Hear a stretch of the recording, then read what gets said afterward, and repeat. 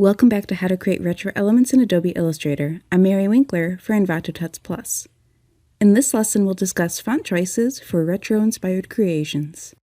Using the Type tool, shortcut T, let's type out a couple words. Mine are retro typography. Yours can be anything, since this lesson is about fonts and my thoughts on what fits with retro type. Let's make these easily seen. So, there are a lot of fonts modeled after vintage and retro typography. From the character panel, you can run through several that are available either on your machine or through Adobe Typekit.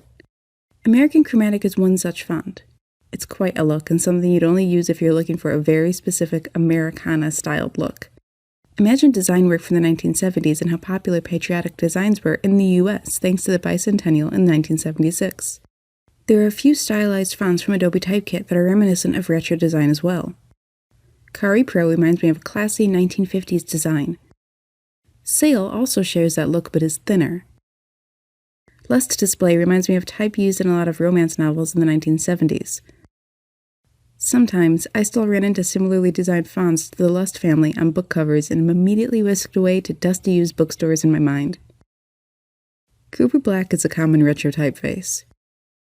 Created in the 1920s, this typeface likely makes me think of the mid-20th century because of its use in television show titles, Tootsie Roll packaging, and some of the album covers of the Beach Boys. This is what I want to impress upon you the most with any of these fonts or any fonts you may purchase on Envato Market. Look at old design, album covers, packaging, visual media, and more. If you want to take modern work and make it retro, ape the style used in the era you're looking at. It's easy to transform type since you can likely find the original font used or even one based off of it. Designers have a tendency towards nostalgia. What's old is always new again at some point. Look for slab serif fonts, monospaced fonts, typewriter-styled fonts, and old, rusted, or distressed font faces that look as though they've been manually printed. You'll find many fantastic applicable fonts in Envato Market that are tagged vintage or retro.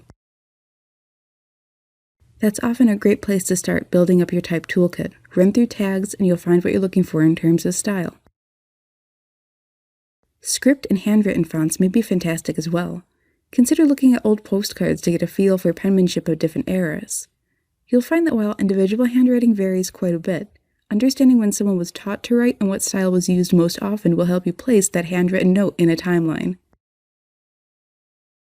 This isn't everything we could discuss about fonts or typography for sure. The basic idea of choosing a typeface or font family for your work revolves around placing your work in a certain decade of design and area. You find many things differ from country to country, and studying their media of that time. I highly recommend looking at old advertising, packaging, and vintage vinyl album covers to get a sense of what was in vogue at the time. You may be surprised to find that you already have some of the tools you need, or may even want to create a new typeface based on older design ideas for your own project. Thank you so much for joining me in this short lesson on retro fonts and design theory. In our next lesson, we'll put together our ribbon designs and a bit of type to create some retro badges.